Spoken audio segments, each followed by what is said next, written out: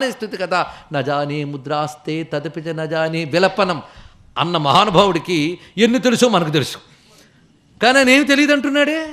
అదే గొప్పతనం. అందుకు ఎన్నో తెలుసు అనుకుంటే వాడు శృంగారపరికిటే ఉంటాడండి. ఎంత గొప్ప ఉపాసకుడైనా తెలుసు అనుకున్నాడా శృంగారపరికిటే.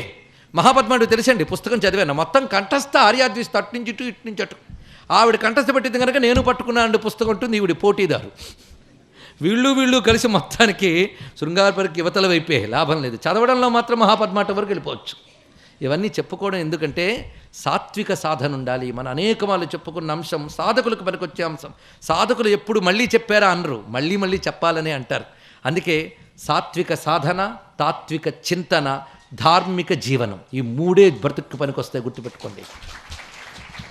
జీవనంలో ధార్మికత ఉండాలి, సాధనలో సాత్వికత ఉండాలి, చింతనలో తాత్వికత ఉండాలి. ఈ మూడు ఉన్నవాడికి ఇహము బాగుంటుంది, పరమార్థము లభిస్తుంది. ఆ దృష్టితో మరి మహాపద్మాటికి వచ్చాక ఇవే చెప్పుకోవాలి కదా. ఇక్కడ ఒక అర్ఘ్యం ఉన్నదిట. ఈ అర్ఘ్యపాత్రని వర్ణిస్తున్నారు ఇక్కడ మనందరం కూడా అర్ఘ్యపాత్రని ధ్యానంలోకి తీసుకెళ్ళిపోవచ్చు. దేవి అర్ఘ్యపాత్రాధార, ముందు అక్కడ పాత్రాధారం. ఇప్పుడు అర్ఘ్యపాత్రంలో మూడు ఉంటాయి, జాగ్రత్తగా తెలుసుకోవాల్సింది. ఒకటి పాత్రకు ఆధారం, అనగా పాత్ర పెట్టడానికి ఒక చోటు, అది ఆధారం. దాని మీద పాత్ర, దాని లోపల అమృతము. మూడు విషయములు వచ్చాయి కనుక మూడు తెలుసుకోవాలి. ఇక్కడ పాత్రాధారము, పాత్ర, దాని యందున్న అమృతము, ఇవి చెప్తున్నారు. నిజానికి అమ్మవారు నాకు అమృతం ఇయ్యరా అంటే మనం పాత్రలో పొయ్యగలమా? అమ్మవారు పుచ్చుకుని అమృతం మనం ఇవ్వగలమా? మనం ఏది అమృతమని పోస్తున్నామో దాని మంత్రశక్తితో పవిత్రతం చేసుకుంటాం. అందుకు మంత్రం, లేకపోతే ద్రవ్యం అయిపోతుంది. ద్రవ్యం అమృతం కావాలంటే మంత్ర సహాయం కావాల్సిందే. అందుకే కలశంలో నీళ్లు పోసినా దాని మీద కలశముఖే విష్ణు కంటే రుద్ర సమాశ్రిత ఎందుకు చెప్తున్నాం? ఆపోవ ఇదగం సర్వం విశ్వాభూతాన్యాపహ ఎందుకు చెప్తున్నాం? మంత్ర సహాయంతో ఈ జలానికి అమృతత్వం వస్తుంది. అది అమృతమైతే కానీ దేవతను పుచ్చుకోవడానికి దానికి అర్హత రాదు. ఇది తెలుసుకోవాలి. అందుకే మంత్రరహితంగా చేస్తే ఎందుకయ్యా ఫలించదు అంటే మంత్రమే దేవత పుచ్చుకోవడానికి అనువుగా ద్రవ్యాన్ని మారుస్తుంది. అది ఇక్కడ ఇది తెలుసుకోవాల్సింది. అందుకే ఇక్కడ ఈ భావనతో మనం ఆ అర్ఘ్యపాత్రను చూడాలి. దేవ్యర్ఘ్యపాత్రాధార తస్యా పూర్వదిశి దశకళాయుక్త. ఇక్కడ అర్ఘ్యం గురించి చెప్పేటప్పుడు మొట్టమొదటిగా అర్ఘ్యపాత్ర ఆధారాన్ని ధ్యానిస్తున్నారు. ఈ శ్లోకం పాత్రాధారం అండి. పాత్ర ఆధారానికి ఒక శ్లోకం, పాత్రకు మరొక శ్లోకం, అందులో అమృతానికి మరొక శ్లోకం, అందులో ఉన్న కళలకి మరికొన్ని శ్లోకాలు. అంటే విశేషార్ఘ్యపాత్రకి ఇంత. అసలు అమ్మవారి పూజలో గంట భాగం అంతా కూడా అమృతంతో మంత్రశక్తులను ఆవాహన చేసినప్పటికీ అయిపోతుందండి, అంత ఉంటుంది. మరి శ్రీ విద్య అంటే విశేషమా? కష్టపడేవాడికి కదండి ఫలితం. కష్టానికి జంకే సోమరికి ఏ ఫలితం లభిస్తుంది? సరే, మనందరం కూడా అర్ఘ్యపాత్ర దగ్గరికి వెళ్ళిపోతున్నాం. అర్ఘ్యపాత్ర ధ్యానం. దేవ్యర్ఘ్యపాత్రధారా తస్యా పూర్వదిశి దశకళాయుక్త వలయితమూర్తిర్భగవాన్ వహ్ని క్రోశోన్నతశ్చరం పాయాత్. అది పాత్రాధారం ఎంత ఉంటుందంటే ఒక క్రోశము ఉంటుంది దాని యొక్క పొడవు. అంత క్రోశము అనగానే అర్ధయోజన విస్తారం మన మూలంలో చెప్తున్నారు. అర్ధయోజన విస్తారముగా ఉంటుంది ఆ పాత్రాధారం. ఎలా ఉంటుందంటే గుండ్రంగా ఉంటుందిట. వలయితమూర్తి. ఈ పాత్రాధారంలో ఎవరుంటారో తెలుసా? భగవాన్ వహ్ని, అగ్నిదేవుడు ఉంటాడు. బయటకు వస్తువులా కనబడుతున్న అగ్ని. అందుకే ఆ పాత్రాధారంలో అగ్ని కళల్ని ఆవాహన చేస్తారు. ఎలా ఉన్నాడు అతను అంటే వలయితమూర్తిర్భగవాన్ క్రోశోన్నత చిరం పాయాత్ దశకళాయుక్త. 10 కళలతో ఉంటాడు.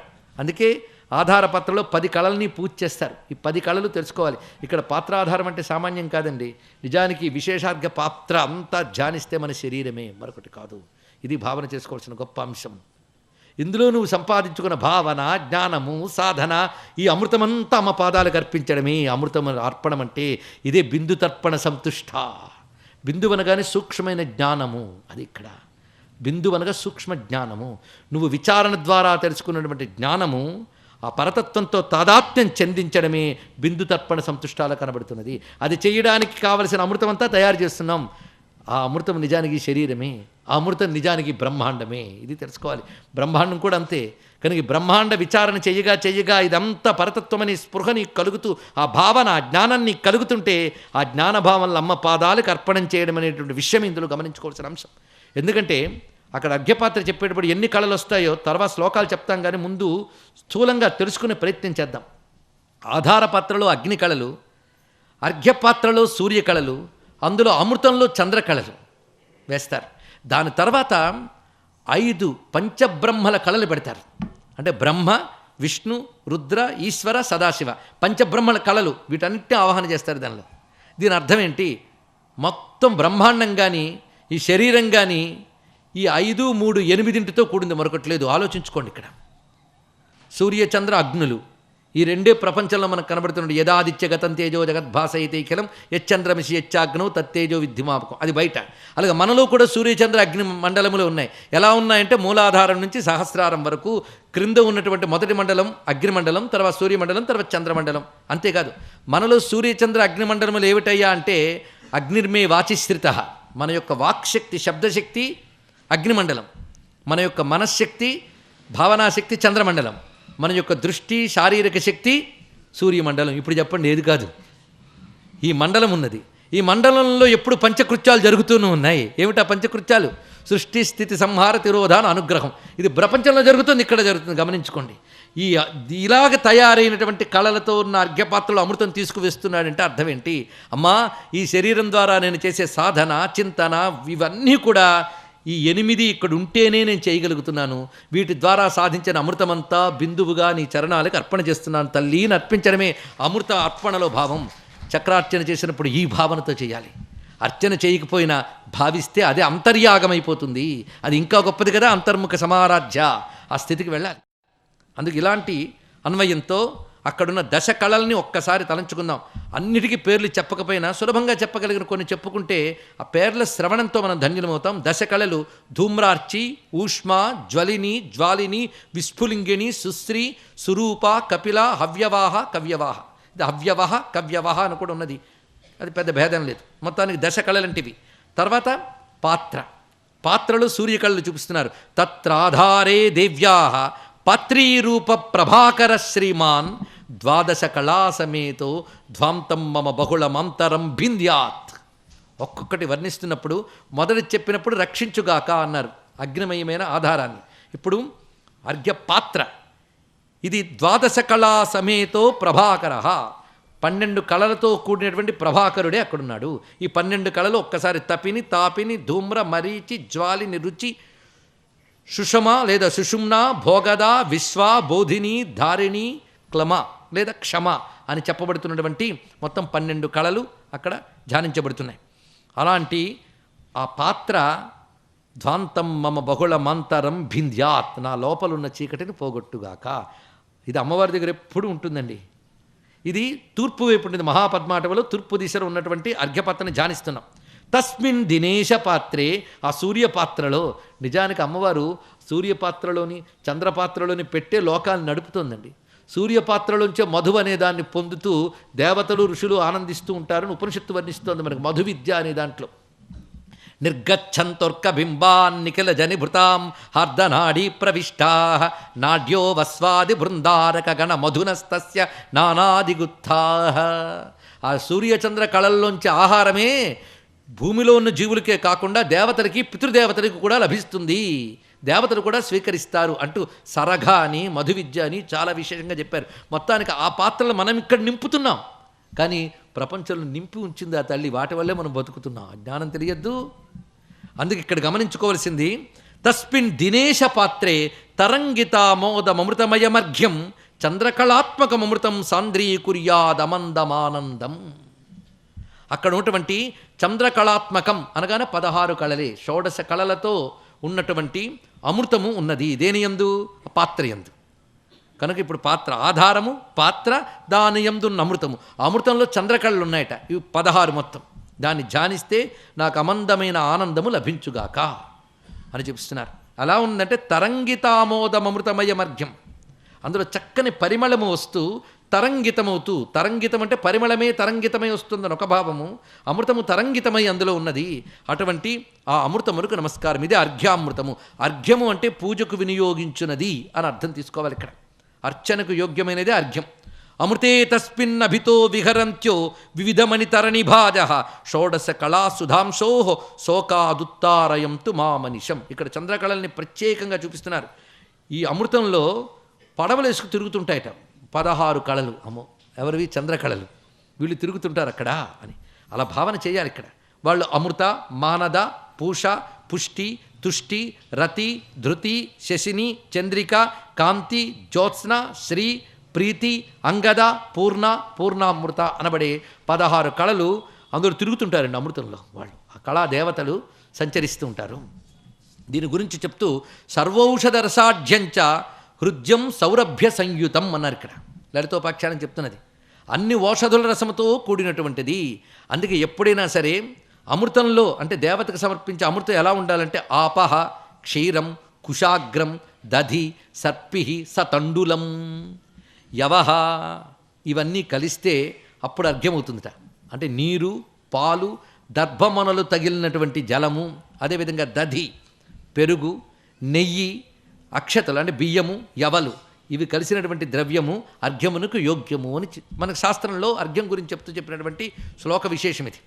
మొత్తానికి ఇక్కడ క్షీరమ, దధియ ఏదైనప్పటికీ అర్ఘ్య వస్తువు అది అమృతమయమే ఉన్నది. దానిలో ఈ 3 రకాల అంటే సూర్య చంద్రాగ్ని కళలు, అగ్ని కళలు 10, సూర్య కళలు 12, చంద్రకళలు 16. చిట్ట చివరికి అమృతమే ప్రధానం కనబడుతోంది కనుక 16 కళలు. అందులో అమృతే తస్మిన్ అభితో విహరించో వివిధ మణి తరణి భాజ, అందులో పడవలు వేసుకు తిరుగుతున్నట్టు 16 కళలు. చూడండి అంటే ఎంత ఉంటుంది అర్ఘ్యపాత్ర, ఎంత విస్తారం అది. మనమేదో ఇక్కడ చిన్న కలశం పెట్టుకుని పూజ చేస్తాం కానీ ఎంత ఉంటుంది అది ఇక్కడ. అందులో తిరగలిగేటువంటి శరీరాలు కూడా ఎంత ఉంటాయో ఊహించుకోవాల్సిందే. మొత్తానికి వాళ్ళు తిరుగుతున్నట్టు అక్కడ. తత్ర ఇవ వికృతి బాధో అక్కడతో అయిపోయిందా, ఇంకా అందులో మరికొన్ని కళలు ఉంటున్నాయి. వీటి గురించి పేర్లు కేవలం బ్రహ్మ కళలు, పంచబ్రహ్మ కళలు చూపిస్తున్నాడు. మొట్టమొదటిగా తత్రైవ వికృతి బాధో ధాతృముఖానాంచ కారణేశానాం సృష్ట్యాదిరూపికాస్తా సమయం త్వకిలా కళాశ్చ సంతాపం. ఇక్కడ చెప్పబడుతున్నది మొత్తం పంచబ్రహ్మలకు కలిపి ఒక శ్లోకంలో పెట్టాడండి. ముగ్గురికి మాత్రం విడివిడిగా చూపించాడు. పంచబ్రహ్మల కళల్ని కలిపి ఒకే శ్లోకంలో చూపించాడు. పంచబ్రహ్మలంటే బ్రహ్మ, విష్ణు, రుద్ర, మహేశ్వర, సదాశివ. వీళ్ళలో బ్రహ్మ కళలు 10 ఉంటాయి, విష్ణు కళలు 9 ఉంటాయి, రుద్ర కళలు 10, ఈశ్వర కళలు 16, సదాశివ కళలు 16. ఇవి కూడా అందులో ఆవాహన చేస్తారు ఆ మంత్రములతో. ఆ మంత్ర విశేషాలు చాలా ఉంటాయి. ఎంత మేరకు అవసరం అంత మేరకే చెప్పుకుంటున్నాం, ముందే చెప్పుకున్నాం. అందుకు పంచబ్రహ్మ కళలు అందులో ఉన్నాయని ఒక్క శ్లోకంతో మహానుభావుడు దూర్వాసులు చెప్పారు కనుక ఒక్క శ్లోకంతో మనము భావన చేసుకుందాం. మొత్తానికి పంచకృత్యాలు, సూర్య చంద్ర అగ్ని కళలు కలబోసినటువంటి ఆ అమృత స్వరూపానికి నమస్కారం చేసుకోవాలి. ఇలాంటి అర్ఘ్యపాత్రాలు ఎన్నెన్ని దిక్కుల్లో ఉంటాయో చూపిస్తున్నారు ఇక్కడ. ప్రధానంగా ఇక్కడ తూర్పు దిక్కునుంది అని చెప్పారు అంతే, కానీ మరికొన్ని దిక్కుల్లో కూడా అర్ఘ్యములు ఉంటాయట. కీనాస వరుణ కిన్నర రాజ దిగంతేషు రత్నగేహస్య కలయామితాన్యజస్రం కలయం త్యాయుష్యం అర్ఘ్యపాత్రాణి. అర్ఘ్యపాత్రలు నాకు ఆయుష్యమిచ్చుగాక. ఇవి సరిగ్గా పద్మాటవిలో ఈ రమ్యమైనటువంటి చింతామణి గృహానికి తూర్పు దిక్కున్నది వర్ణించుకున్నాం. అలాంటివే దక్షిణ, పశ్చిమ, ఉత్తర దిక్కులు యందు కూడా ఉన్నాయి. అంటే ఎన్ని దిక్కుల్లో ఉన్నాయి? 4 దిక్కుల్లో ఉన్నాయి. వీటి యొక్క పనేమిటి ఇక్కడ వర్ణించలేదు, కానీ ఒకసారి మనం భావన చేసుకోవాలి గనక వీటిలో ఈ అమృతం ఏం చేస్తారు ఇది ఆలోచించాలి కదా. ఆ శ్రీచక్రంలో మొత్తం త్రైలోక్యమోహన చక్రం నుంచి బిందు చక్రం వరకు అణిమాదేవత మొదలుకుని చివరికి మహాత్రిపుర సుందర వరకు అందరి దేవతలకు అమృతం ఇస్తారు. అదే కదా చక్రార్చనలో చేసేది. ఒక్కొక్క ఆవరణకి అమృతం వేస్తూ పూజ చేస్తారు. ఆవరణ దేవతలందరికీ అమృతం ఇస్తారు. ఇక్కడ మనం ఇస్తున్నాం, అక్కడ ఇచ్చేవారు ఎవరు? ఈ అర్ఘ్యములో ఉన్న అమృతాన్ని తీసుకెళ్ళడానికి ఒక్కొక్క ఆవరణంలో ఉండే ఒక్కొక్క దేవత దగ్గరకు, ఒక్కొక్క ఆవరణంలో ఎందరో దేవతలు ఉంటారు. అందులో ఒక్కొక్క దేవతకి కొందరు పరిచారకులు ఉంటారట. అలా మొత్తం శ్రీచక్రంలో కలుపుకుంటే ఈ పరిచారికా శక్తులతో కలిపితే 64 కోట్ల యోగులు ఉంటారండి. 64 కోటి యోగిన్లు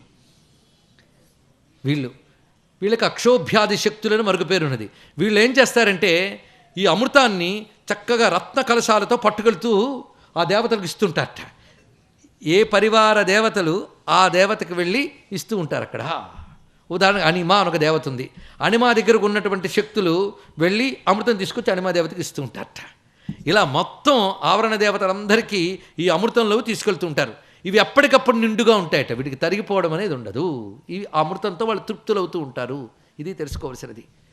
అలాగా ఆరాధన జరుగుతూ ఉంటుంది. కీనాస వరుణ కిన్నర రాజ దిగంతేషు రత్నగేహస్య. కీనాస అంటే యమదిశ, దక్షిణ దిశ. వరుణ అంటే పశ్చిమ దిశ.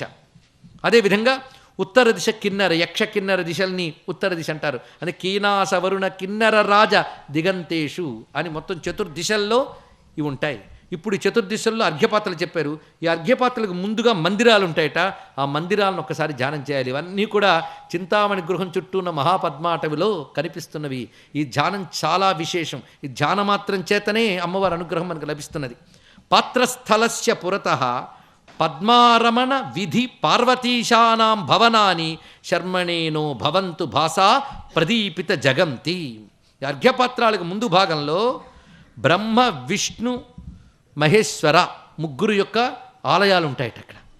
అంటే వాళ్లే కదా శృంగారపరికి దాటి కూడా ఉంటారని, వాళ్ళ మందిరములు ఇక్కడ ఉంటాయని వివరిస్తున్నారు ఇక్కడ. ఇక ఆగ్నేయ దిశలో ఒక అద్భుతమైన మరొక వస్తువు ఉన్నది. ధ్యానానికి అందుతున్నాయి కదా అర్ఘ్యపాత్రలు, ఆలయాలయ్యాయి. ఇప్పుడు సదనస్య అనలకోణే సతతం ప్రణమామి కుండమాగ్నేయం తత్ర స్థితంచ వహ్నిం తరళశిఖా జటిలమంబికాజనకం. ఆగ్నేయం దిక్కులో అగ్నిహోత్రం ఉందిటండి. ఎందుకంటే విశ్వగృహస్థే కదా కామేశ్వరులు అంటే గృహిణి గృహస్థులు, మరి వాళ్ళకి అగ్నిహోత్రం కూడా ఉందిట అక్కడ. అగ్నిహోత్ర గృహం ఎక్కడున్నది అంటే ఆగ్నేయ దిశలో ఉందిట. అగ్నిహోత్రం ఎలా ఉన్నదయ్యా అంటే సదనస్య అనలకోణే, అనలకోణం అంటే ఆగ్నేయ కోణములో, తత్ర స్థితంచ వహ్నిం తరళశిఖా జటిలం, అక్కడ కదులుతున్నటువంటి శిఖలతో జాజ్వల్యమానంగా ప్రకాశిస్తున్న అగ్ని ఉన్నది. ఆ అగ్నికుండం ఏమిటయ్యా అంటే అంబికా జనకం అన్నారు ఇక్కడ. అమ్మవారిని కన్న అగ్నిటది. ఏమిటా అగ్ని? చిదగ్నికుండ సంభూత. అక్కడ మహానుభావుడు పరశంభువు చిదగ్నికుండంలో మహాయాగం చేస్తేనే కదా లలితాదేవి అక్కడ ఆవిర్భవించింది.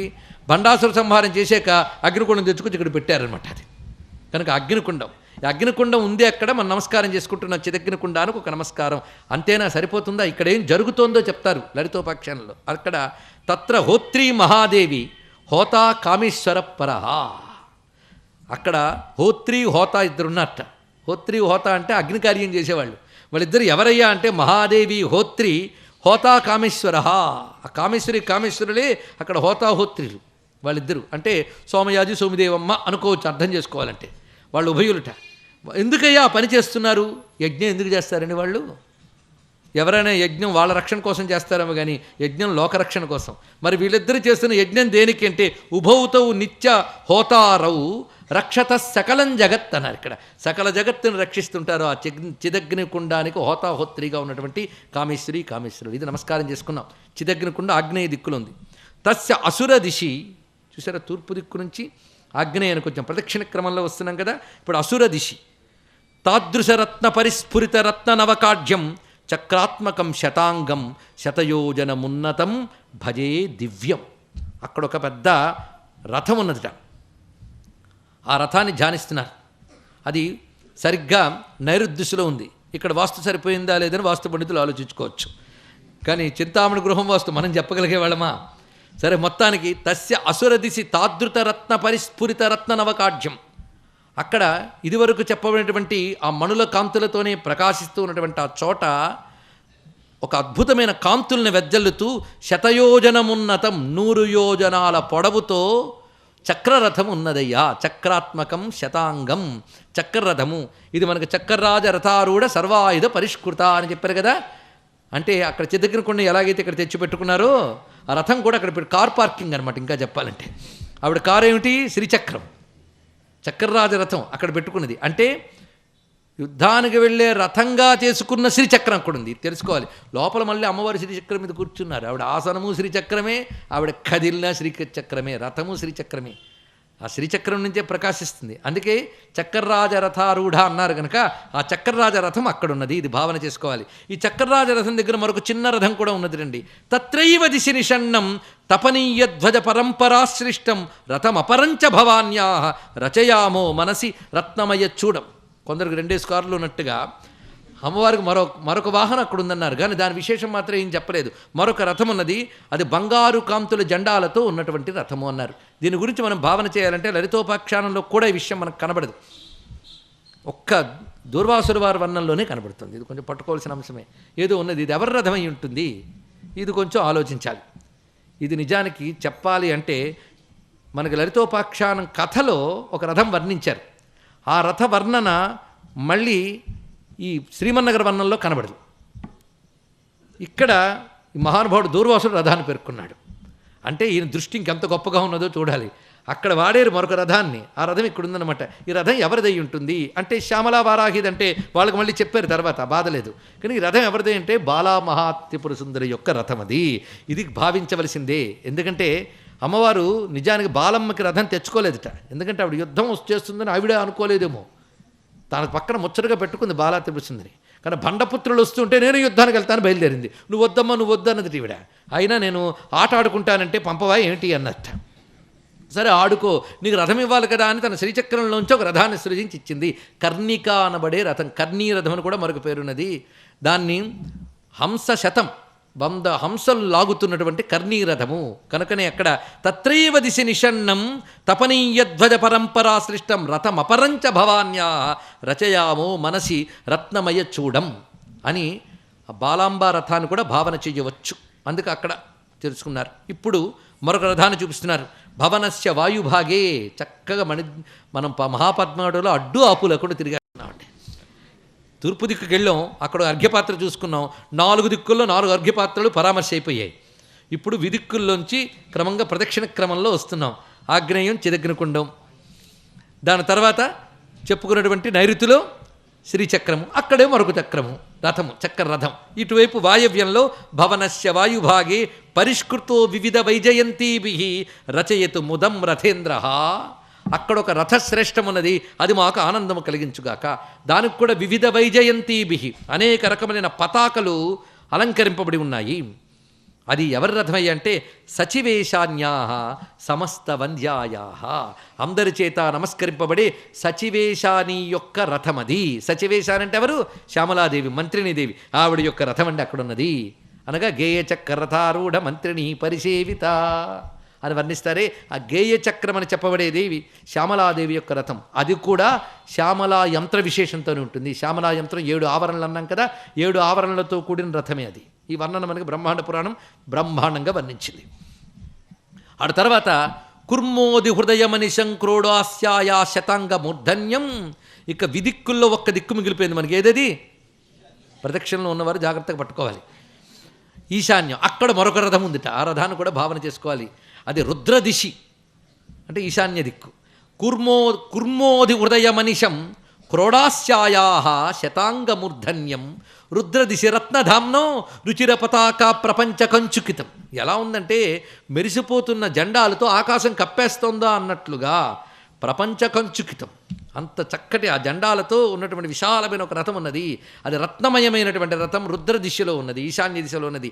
ఎవరిదా రథం అంటే శతాంగ మూర్ధన్యం, గొప్ప రథం. అందుకే మూర్ధన్యం శ్రేష్టమైనటువంటి రథం. అది క్రోడాస్యాహ అంటే అమ్మ వారాహిదేవి. అంటే క్రోడాస్యాయాహ శతాంగ మూర్ధన్యం ఆవిడ యొక్క రథం, వారాహిదేవి యొక్క రథం. కిరిచక్రరథారూఢ దండనాథ పురస్కృత. కిరిచక్రం అని చెప్పబడుతున్నది. ఇది పంచ ఆవరణలతో కూడిన యంత్రమే రథముగా ఇక్కడ భాషిస్తున్నది. కూర్చున్న యంత్రం ఉంటుంది, రథంపై కూర్చున్న యంత్రం ఉంటుంది. అందుకే రథము యంత్రమే, ఆసనము యంత్రమే. అందుకే ఆ తల్లి యొక్క భవ్యమైన ఈ స్వరూపాన్ని, రథాన్ని ధ్యానించుకున్నాం. ఇప్పుడు మొత్తం దిక్కులు విదిక్కులంతా అయిపోయింది కదా. ఇప్పుడు ఇంకా చూసుకోవాల్సినవి ఏమిటి అంటే ఈ మహాపద్మాటవిలో బ్రహ్మ విష్ణు రుద్ర మందిరములు చెప్పుకోవడం జరిగింది. అదేవిధంగా 4 దిక్కుల్లో ఉండే అర్ఘ్యపాత్రలు, మిగిలిన 4 విదిక్కులలో ఉండేటువంటి ఈ రమ్యమైనటువంటి రథములు, చిదగ్నికుండము అయినది. ఇప్పుడు చెప్తున్నవి రకరకాల దేవతా మందిరాలు ఉన్నాయట పద్మాటవిలో. ఏ దిక్కుల్లో ఏవేవి ఉన్నాయో చాలా చెప్పారు ఇక్కడ. ఇంతవరకు దిక్కుల్లో ప్రధానం చెప్పు. తూర్పు దిక్కున కొన్ని మందిరాలు ఉన్నాయట. అంటే ఏదైనా గొప్ప ఊళ్ళోకి వెళ్తే బోళ్ళన్ని ఆలయాలు కనబడ్డట్టుగా మహాపద్మాటవిలో అనేక రకాల మందిరాలు ఉన్నాయి. ఒక్కొక్క మందిరం ఒక్కొక్క దేవత. ఇది చెప్పుకోవాలంటే దీనికి కొన్ని రోజులు పడుతుంది. బ్రహ్మాండ పురాణం తీసుకుంటే మనకంత అవస్థ పెట్టక్కర్లేకుండా ఒక్క శ్లోకంలో తేల్చి చెప్పేశారు మహానుభావులు దూర్వాసులు వారు. పరతో దేవీధామ్న పరితో దేవీధామ్న ప్రణీతవాసా మనుస్వరూపిణ్య కుర్వంతు రశ్మిమాలాకృతయ కుశలాని దేవతా నిఖిలాహ. ఇక్కడే ఉన్నవి ఏమిటయ్యా అంటే ప్రణీతవాసా మనుస్వరూపిణ్య. అమ్మవారి యొక్క మంత్రములు కొన్ని ఉన్నాయి. ఆ మంత్రం దేవతలందరి ఆలయాలు ఇవి అన్నారు ఇక్కడ. ఈ మంత్రములకి ఏం పేరయ్యా అంటే రశ్మిమాలా మంత్రములు అని పేరువి. ఈ రశ్మిమాలా మంత్రాల్లోనే అనేక రకములైన శ్రీ విద్యా విశేష మంత్రములన్నీ వస్తాయి. శ్రీ విద్యోపాసకులు ప్రాతకాలంలో లేస్తూనే రశ్మిమాలని చేసుకోమని చెప్తారు. ఈ రశ్మిమాల సూర్యకిరణాల నుంచో రశ్ముల్లో ఉన్నట్టుగా భావించడం కూడా ఒక విషయం ఉన్నది. అలా భావిస్తే అది భాను విద్య అవుతుంది, భానుమండల మధ్యస్థ విద్య అవుతున్నది. మొత్తానికి ఈ కిరణాలు రశ్ములని పేరు పెట్టడంలోనే ఒక ఉద్దేశం ఉందండి. కిరణాలు అన్నాం ఎప్పుడో, కిరణాలు ఎక్కడి నుంచి ప్రసరిస్తున్నా జ్యోతి ఉందని కదా అర్థం ఇక్కడ. అందుకే రశ్మి మాల అంటే వరుస. ఈ కిరణాల వరుస ఇక్కడున్నది అంటే కిరణాలకు మూలమైన జ్యోతి ఎక్కడుందని వెతుక్కోవాలి కదా. ఆవిడ చింతామణి గృహంలో ఉందండి. ఆవిడ ఎప్పుడైనా ముందు కిరణాలు కనబడితే తర్వాత కదా జ్యోతి కనబడుతుంది. మనం మహాపద్మాటవిలో రశ్మిమాల మంత్రముల యొక్క ఆలయాలు ఉన్నాయి, అది వివరిస్తున్నారు ఇక్కడ.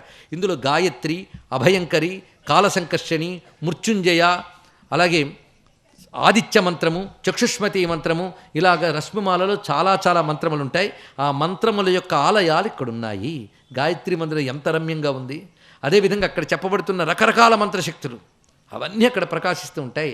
ఆ మంత్రశక్తులకు ఆలయాలు ఉన్నాయి ఇక్కడ, అది వివరిస్తున్నారు. అలాంటి ఆ రశ్మిమాలాకృతయ కుర్వంతు కుశలాని దేవతా నిఖిలాహ. ఆ రశ్మిమాలలో చెప్పబడినటువంటి మంత్రాధిదేవతల యొక్క మందిరములు అక్కడున్నాయి. ఆ మందిరాల్లో ఉన్న దేవతలు మాకు కుశలములు కలిగించుగాక నమస్కారం చేసుకుంటూ ఇంకా పద్మాటవిలోనే ఉన్నాం కదా. ఇప్పుడు పద్మాటవి లోపల ఉన్న చింతామణి గృహానికి వెళ్ళబోతున్నాం. ఇప్పుడు ఈ చింతామణి గృహానికి అటొక ఇల్లు ఇటొక ఇల్లు ఉన్నాయట.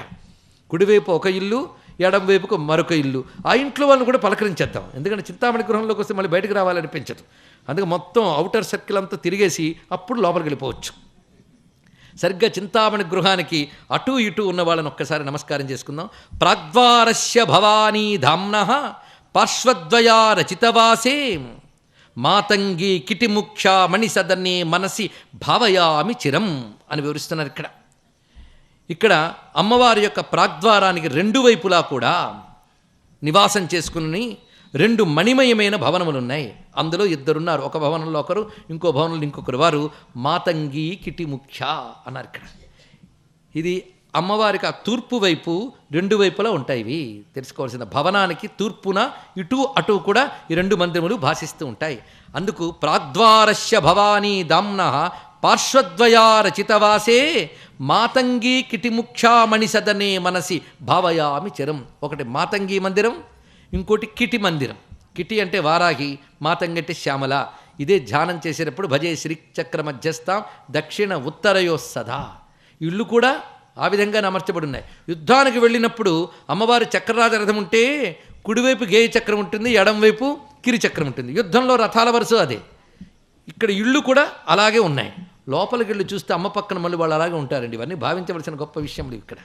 ఈ విధంగా మనం ఇక్కడ భావన చేసుకొని రెండు గృహములు, ఆ రెండు గృహాల్లో ఉన్నటువంటి తల్లుల్ని మనం నమస్కారం చేసుకుంటున్నాం. యోజనయుగళా భోగా తత్క్రోశ పరిణాహయైవ భిత్యాచ చింతామణి గృహభూమి జియాదామ్నాయమయ చతుర్ద్వార. ఇప్పుడు చింతామణి గృహం ఇంకా అన్నీ అయిపోయి మహాపద్మాటవి. ఆ మహాపద్మాటవిలో ఒక్కొక్క దిక్కుల్లో ఉన్నవారు. ఈ చింతామణి గృహానికి అటు ఇటు ఉన్నటువంటి మందిరములు, ఆ రెండు మందిరాల్లో ఉన్నటువంటి వారాహి శ్యామలాదేవికి నమస్కారం చేసుకున్నాం.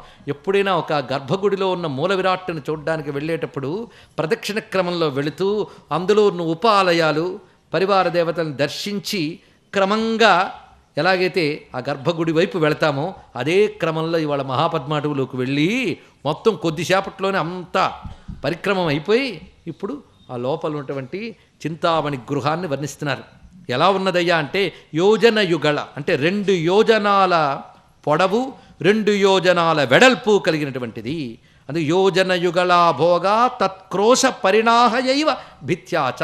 అలా ఉన్నటువంటిది. గోడలన్నీ కూడా చింతామణిమై ప్రకాశిస్తున్నది. అది ఎల్లవేళలా వర్ధిల్లుగాక. అది ఎలాగూ వర్ధిల్లుతూనే ఉంటుంది. వర్ధిల్లుగాక అంటే ఎల్లవేళలా నా భావన ఆ చింతామణి గృహమయందే వర్ధిల్లుగాక అని దీని యొక్క అర్థం. ఎలా ఉన్నదయ్యా అంటే ఆమ్నాయమయ చతుర్ద్వార. దానికి 4 వైపులా ఆమ్నాయ ద్వారములున్నాయి.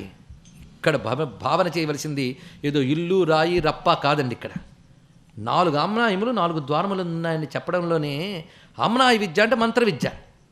ఆమ్నాయం అంటే వేదములు కూడా అలాగే అనుకోవచ్చు. అందుకు లోపలున్న అమ్మవారి దగ్గరికి వెళ్ళాలంటే ద్వారాల్లోంచి వెళ్ళాలి. ద్వారాలేవి 4 వేదాలే 4 ద్వారాలు. అందుకే పరతత్వాన్ని దర్శించాలంటే వేదముల ద్వారానే వెళ్ళాలి గనక వేదములే ద్వారములై ప్రకాశిస్తున్నాయి. ఇది తెలుసుకోవాల్సింది. వేదైశ్చ సర్వైరహమేవ వేద్య. అందుకే వేదములే ద్వారములు పరతత్వాన్ని తెలుసుకోవడానికి. అయితే వేదాలు వెలుగుతున్న వెలుగంతా ఎవరిది? ఆ లోపల ఉన్న ఆవిడిది. అందుకే ఇక్కడ వర్ణన ఎలా చూపిస్తారంటే చూద్దాం. తర్వాత శ్లోకం వర్ణించినప్పుడు భావుకుడైన వాడు కదిలిపోతాడండి. అంత అద్భుతమైన కదిలిపోతాడంటే సీట్లోంచి లేచి వెళ్ళిపోతాడని కాదు ఇక్కడ అర్థం. ఆవిడ హృదయం అంత స్పందిస్తుంది. అంత గొప్పగా వర్ణిస్తాడు ఇక్కడ.